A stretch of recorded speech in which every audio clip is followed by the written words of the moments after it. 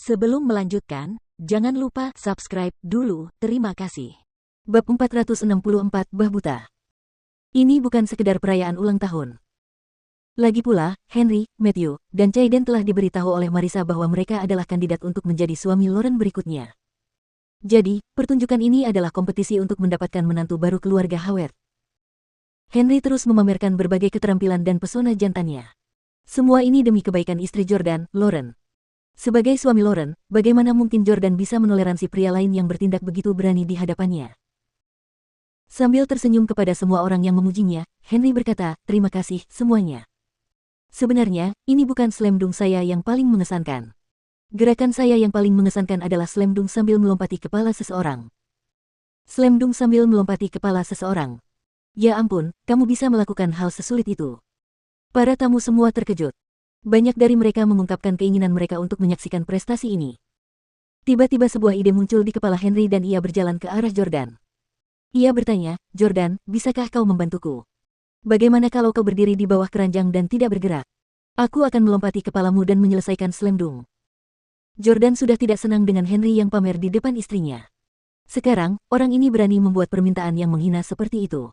Dia ingin melompati kepala Jordan untuk melakukan slam dunk. Bam! Jordan menggebrak meja dengan marah. "Henry, katakan itu lagi jika kau punya nyali." Henry sama sekali tidak takut saat melihat Jordan marah. "Jangan khawatir, Jordan. Aku sangat pandai melompat. Aku akan menjernihkan pikiranmu dan menyelesaikan slam dunk.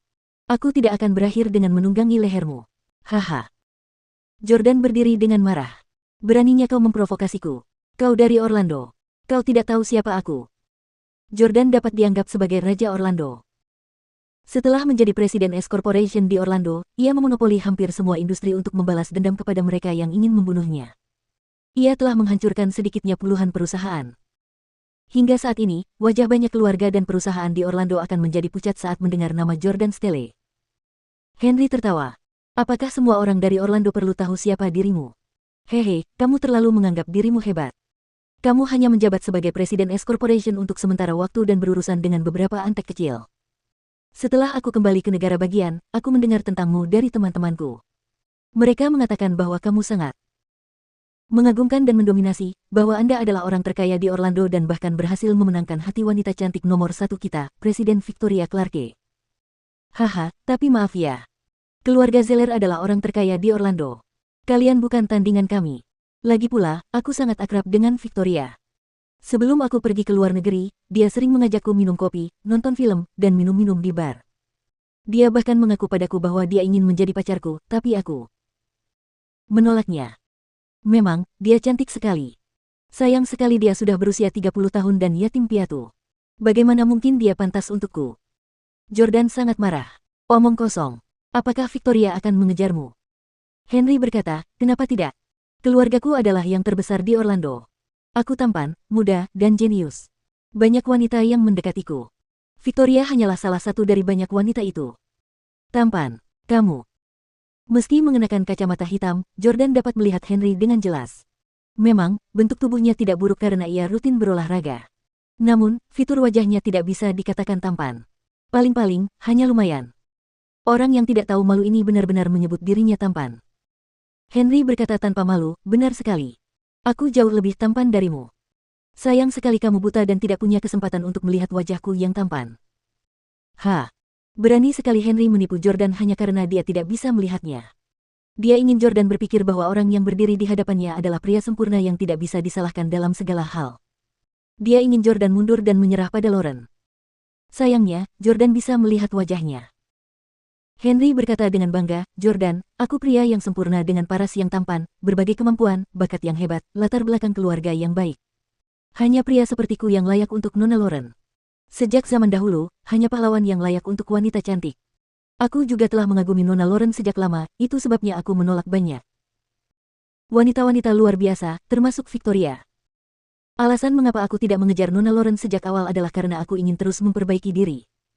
Aku bersumpah untuk datang mencari Nona Lauren setelah aku menjadi pria yang sempurna. Jordan, jika kau tidak buta, aku bisa melawanmu dengan adil. Aku akan membuatmu merasa malu dan menyerahkan Nona Lauren. Sayang sekali kamu sudah cacat. Aku tidak perlu menindasmu. Hentikan saja pernikahan ini dan berhentilah menyeret Nona Lauren."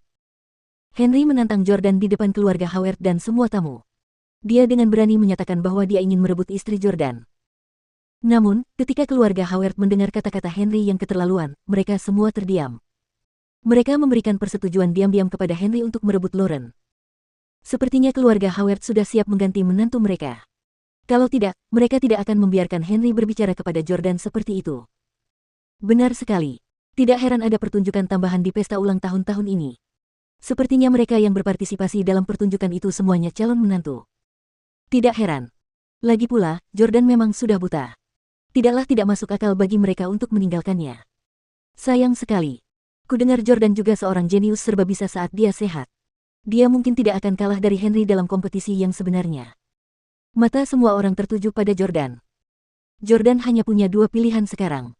Dia bisa mengalahkan Henry dan membuat semua orang menyadari bahwa dia lebih kuat darinya.